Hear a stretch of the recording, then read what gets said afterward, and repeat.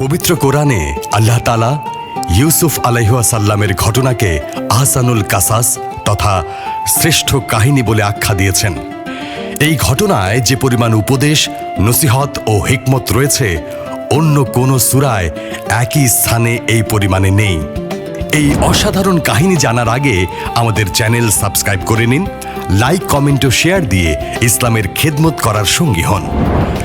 ইয়াকুব আলাইহিস সালামের 12টি সন্তান ছিল। তার মধ্যে ইউসুফ ছিলেন অসম্ভব সুন্দর। তার বাবা তাকে বেশ ভালোবাসতেন। ভালোবাসার অন্যতম কারণ হল ইউসুফ শৈশবে একটি বিস্ময়কর স্বপ্ন দেখেন, যা ছিল তার নবী হওয়ার শুভ বার্তা। এছাড়া ইউসুফ ছিলেন মা হারানো এতিম বালক ও ভাইদের মধ্যে ছোট। পবিত্র কোরআনে ইরশাদ হয়েছে, ইউসুফ তার বাবাকে বলল, হে আব্বাজান, আমি দেখেছি 11টি তারকা আর সূর্য ও চন্দ্র, তারা আমাকে সেজদা করছে। ইউসুফের প্রতি বাবার প্রচণ্ড ভালোবাসায় অন্য ভাইয়েরা হিংসায় চলত। একদিন তারা ইউসুফ আলাইহিস সালামকে জঙ্গলের এক কূপে ফেলে দেয়। বাড়ি ফিরে তারা বাবাকে ইউসুফের মৃত্যুর মিথ্যা সংবাদ দেয়। পুত্রের শোকে কাঁদতে কাঁদতে দৃষ্টিশক্তি হারিয়ে ফেলেন ইয়াকুব আলাইহিস সালাম। সেই কূপের পথ ধরে ফিরছিলেন একটি কাফেলা দল। পানির প্রয়োজনে কূপ থেকে বালতি উঠাতেই ফুটফুটে সুন্দর ইউসুফকে দেখতে পান তারা তাকে মিশরে বিক্রি করে দেন। মিশরের প্রধানমন্ত্রী কিতফির তাকে কিনে নিয়ে যান।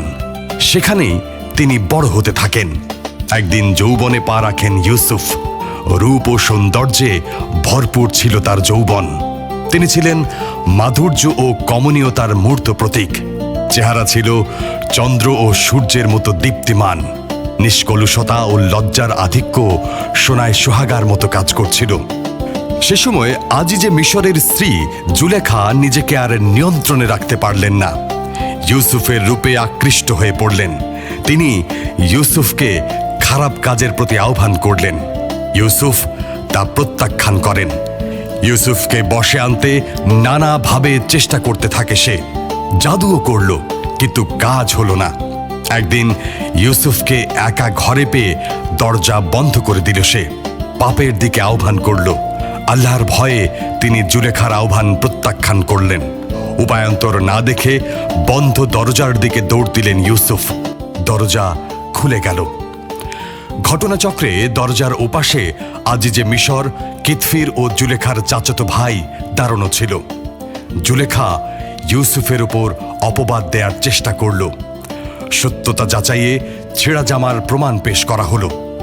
জামার পিছন দিকে ছেঁড়া থাকায় জুলেখা অপরাধী সাব্যস্ত হল।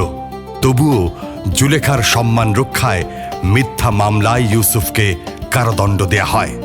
অনেকের ধারণা ইউসুফ আলাইহিস সালাম জুলেখার সঙ্গে প্রেম করেছেন।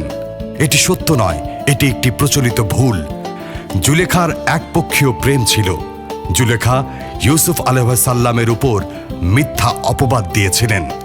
ইউসুফ আলাইহিস সালাম তা অস্বীকার করেন এবং একটি দুগ্ধপোষ্য শিশু ইউসুফ আলাইহিস সালামের পক্ষে সাক্ষ্য দিয়েছিল। সত্য বুঝতে পারার পরও জুলেখার সম্মান বাঁচাতে তার স্বামী কিতফির ইউসুফ আলাইহিস সালামকে কারাগারে পাঠিয়েছিলেন। জুলেখার সঙ্গে ইউসুফ আলাইহিস সালামের বিয়ে হয়েছিল কিনা এ বিষয়ে কোরআন হাদিস থেকে স্পষ্ট কিছুই জানা যায়নি। তবে ইতিহাসবিদ ও মুফাসসিররা বিচ্ছিন্ন সনদে উল্লেখ করেছেন, স্বামী কিতফিরের মৃত্যুর পর এবং তওবা করার পর ইউসুফ আলাইহিস সালামের সঙ্গে জুলেখার বিয়ে হয়েছিল। মহান আল্লাহ আমাদের সবসময় সত্য জানার তৌফিক দান করুন। আমিন।